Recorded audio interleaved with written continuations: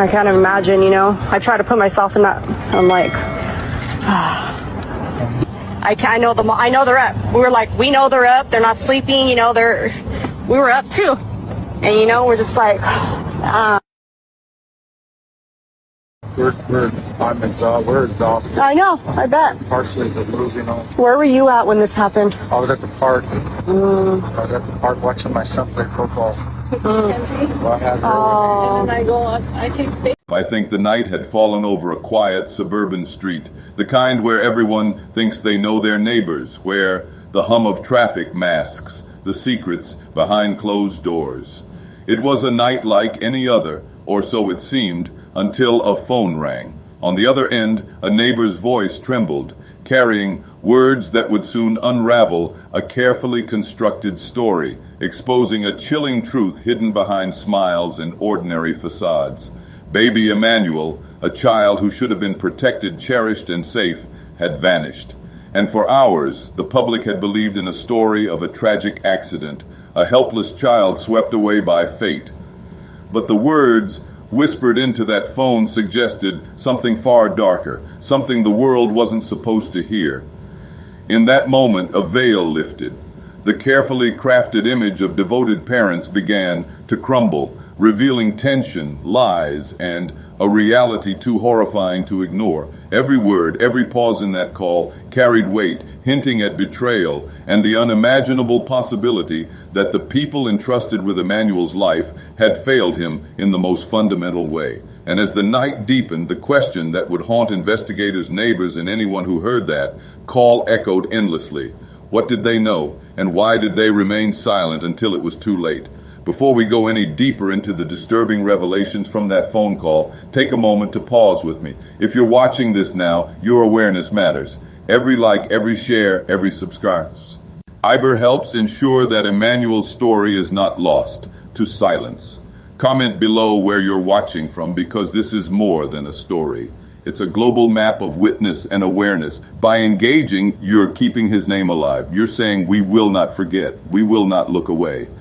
I can't imagine, you know. I try to put myself in that. I'm like, I know they're up. We were like, we know they're up. They're not sleeping, you know. We were up too, and you know, we're just like. We're exhausted. I know. I bet. Partially the losing. Where were you at when this happened? I was at the park. I was at the park watching my son play football. And then I take the baby. We're shopping. Yeah, that's how I am too. I go to the store. It was horrible. It does. Worst feeling ever. It is. Been falling or so. No, you're just numb right now. Yeah. You're just numb, you know? The cops were treating us was horrible. Really? Yeah. It's been They don't want to let us know nothing. there are a lot of good cops there. I'm not saying anything. Yeah. They're just doing their jobs, but it's a horrible feeling, you know? No, yeah. So I seen that in the picture, like your baby was something wrong with the eyes. Is that what they're saying? A little crazy eye. Okay. But it's getting corrected, and he was corrected. No, he was on no medication or nothing? Okay, so. He's a healthy baby, so his little eye sometimes goes. Yeah, my daughter was like that too. Yeah, so. She was on medication for her eyes? Yeah. What was she? Well, she had a genetic. It was a genetic disease. It was in December. That's when, like, it's cold, you know? That's his birthday. Now let's return to the case, to the harrowing details that have shaken a community to its core, and to the phone call that exposed the cracks in a family story. Just hours ago, investigators revealed a shocking piece of evidence. A phone call between one of baby Emmanuel's parents and a neighbor, obtained exclusively through a confidential source. This recording, previously unknown to the public, exposes truths that unravel the carefully constructed facade the Harrows had maintained. In the call, you hear the raw tension, the strained words, and the subtle admissions that contradict the public story of despair and innocence. The parents' tone shifts from feigned sorrow to thinly veiled frustration, revealing a side of them no one saw on camera. Emotional manipulation, blame shifting, and hints of concealment pepper every sentence. Authorities describe this recording as a turning point. It's not just a piece of evidence. It's a window into the psychological state of the suspects, their attempts to control the narrative, and their awareness of the growing scrutiny around them. The neighbors' responses, filled with confusion and fear, highlight how those closest to the family sensed something was wrong but didn't know how to act. This phone call raises haunting questions. What was the parent trying to hide? How much of Emmanuel's final hours were deliberately concealed? And what does this mean for the investigation moving forward? The community now waits with bated breath. Every new detail brings both hope for answers and despair at the betrayal that allowed this tragedy to occur. To understand the full weight of this phone call, we must rewind to the beginning. Baby Emanuel Harrow was just 7 months old when he vanished under circumstances that initially appeared tragic yet straightforward. A reported kidnapping that gripped the community with fear and urgency. On August 14th, a story presented to police and the public was heart-wrenching. Rebecca Harrow claimed she had been attacked at a shopping center and her son was stolen in broad daylight. The community rallied instantly, neighbors and strangers alike, searching, posting, and praying for the child's safe return. Social media lit up with pleas and theories. Every second that passed without news intensified the collective dread. But as investigators retraced the timeline, cracks began to appear. Surveillance footage showed no evidence of a struggle. Witness accounts contradicted the parents' statements. Phone records and timestamp movements didn't align with the narrative of a chaotic abduction. Slowly, what had started as a desperate search began shifting towards suspicion. Could it be possible that Emmanuel had never been kidnapped at all? Authorities now believe the critical period of concern was between August 5th and August 4th. That 9-day window, previously unexamined, is when Emmanuel's final hours likely unfolded. It's also when investigators believe the parent's story began to diverge from reality. Small details, the tone of a text, the absence of a witness, the timing of a call, formed an increasingly troubling pattern. This shift marked a turning point. The case moved from a rescue mission into a criminal investigation. No longer just a missing child scenario. The focus turned inward toward those entrusted with Emmanuel's care. The quiet home on that ordinary street, once seen as a safe space, became a scene under scrutiny. Each door, each window, each interaction now mattered. And yet, even with these emerging inconsistencies, the public narrative remained largely unchallenged for days. The Harrows' carefully crafted image of grief and desperation shielded them from suspicion. The full truth of Emmanuel's last hours was hidden behind this facade, waiting for investigators to piece together the fragments of a timeline only partially illuminated. This case captivated the public, not just because of its tragic outcome, but because it exposes layers of betrayal, systemic failure, and the fragility of trust. A 7-month-old baby dependent entirely on the adults around him disappeared in plain sight. Yet the story presented to the community was false.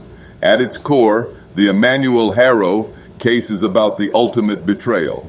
Parents entrusted with a child's life, allegedly playing a role in his death. This isn't just a personal tragedy, it's a mirror reflecting societal failures. How do neighbors, friends, and authorities miss the warning signs? How could a home that appeared ordinary conceal such danger? And perhaps most hauntingly, how many children live in silence hidden behind facades until tragedy forces attention? The emotional stakes are enormous. Families across the region, even the nation, see themselves in Emmanuel. The horror isn't just about a single child. It's about the potential for such an event to happen anywhere, to any family, every parent, every caregiver, every neighbor ask themselves, could I have seen this coming? Could I have acted differently, legally and socially? The case also underscores critical gaps. Agencies tasked with protecting children were not able to intervene in time.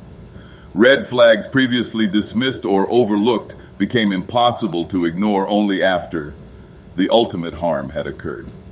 This case challenges the protocols, responsiveness, and accountability of those systems. Furthermore, the psychological dimension cannot be overstated. The Harrows' ability to maintain a public facade while allegedly concealing their child's suffering Nang highlights disturbing patterns of deception and manipulation. Understanding these behaviors is not merely sensational. It is necessary for preventing similar tragedies in the future.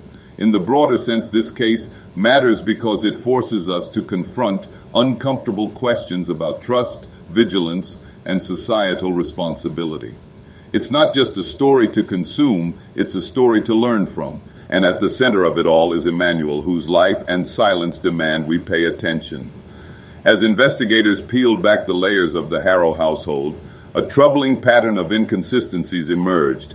Each piece of evidence, each statement, each timeline revealed cracks in the narrative the parents presented to the world. First, the phone records. They contradicted the Harrows' claims of where they had been during crucial hours. While Rebecca asserted she had been out running errands, timestamps showed her phone remaining in one location far longer than admitted. Jake's own movements, according to GPS data and witness accounts, were inconsistent with the couple's story of co-parenting and caring for Emmanuel that week. Next, witness statements. Neighbors reported arguments, raised voices, and slamming doors, behaviors that the Harrows never disclosed. At first, these incidents seemed mundane, just the noise of family life. But when matched against the timeline of Emmanuel's disappearance and the alleged kidnapping, they became chillingly relevant. Then there's the surveillance footage. Contrary to what Rebecca claimed, no one was seen entering or leaving the home with the baby in tow on the day she reported the kidnapping. No stranger was ever observed near the family's residence. In fact, the footage hints that Emmanuel may have never left the home after August 5th, the last confirmed day he was alive. Even messages between the parents recovered by investigators revealed tensions and blame. Rather than showing a grieving couple united in concern for their child, these messages depict arguments over responsibility, discipline, and stress, arguments that may have escalated to fatal consequences. The contradictions extend to physical evidence as well. Items in the home showed signs of disturbance, objects misplaced, traces of activity inconsistent with the couple's statements, and areas of the residence that investigators felt were deliberately concealed or staged. Every detail added to a mosaic of deception, yet nothing could fully explain where Emmanuel's body was.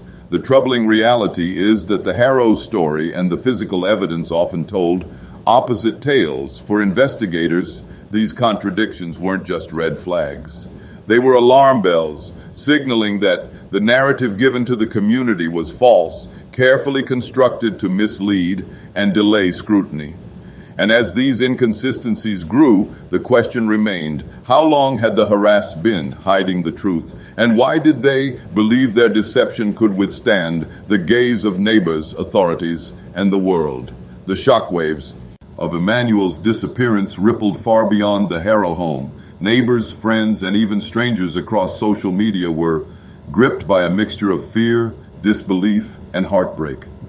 In those first hours, many clung to hope, sharing posts, organizing search efforts, and lighting virtual candles for a baby they had never met. Vigils were held, posters plastered on lampposts, and volunteers scoured the streets. But as the inconsistencies in the Harrow story came to light, the community's trust began to fracture. Whispers of suspicion started circulating. Could it really have been a stranger? Or was the danger closer to home? Social media became a double-edged sword. On one hand, platforms amplified calls for awareness and justice. On the other, they were rife with speculation, unverified claims, and rumors.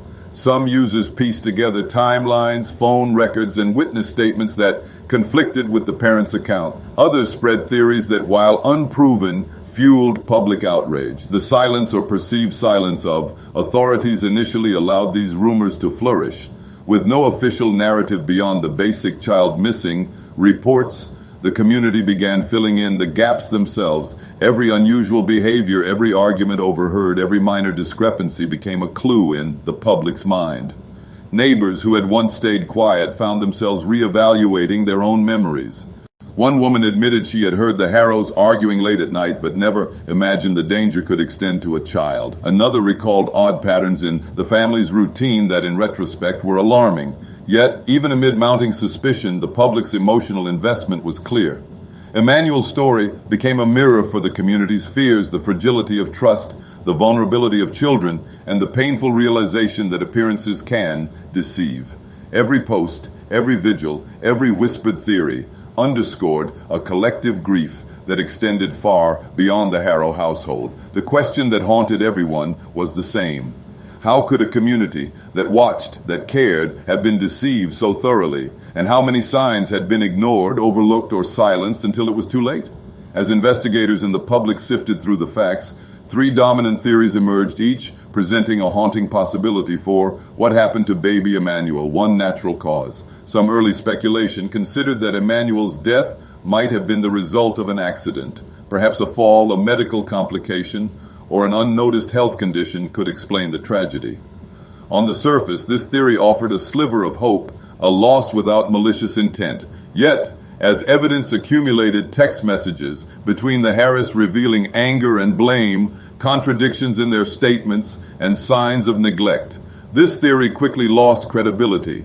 The idea of an accidental death clashed with the disturbing details uncovered by investigators. Stranger abduction.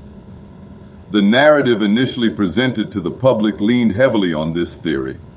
Rebecca Harrow claimed that Emmanuel had been kidnapped from a shopping center, a story that mobilized neighbors and authorities alike. For days, people imagined a predator lurking in the shadows.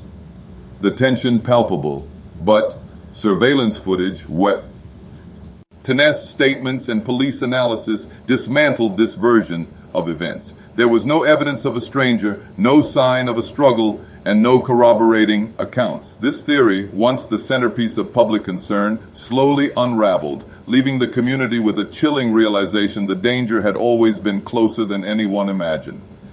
Family involvement, the most disturbing theory now supported by mounting evidence centered on the Harris themselves.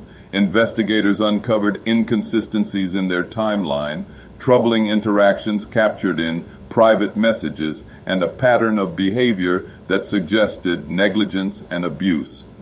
The psychological profile of the parents presenting as grieving and devastated while privately showing anger, frustration, and deception painted a picture of a family hiding the unthinkable. This theory was horrifying, not just because of what it implied about the parents, but because it forced the community to confront a brutal truth. Those entrusted with Emmanuel's care may have been the ones responsible for his death. Each theory carries its own weight.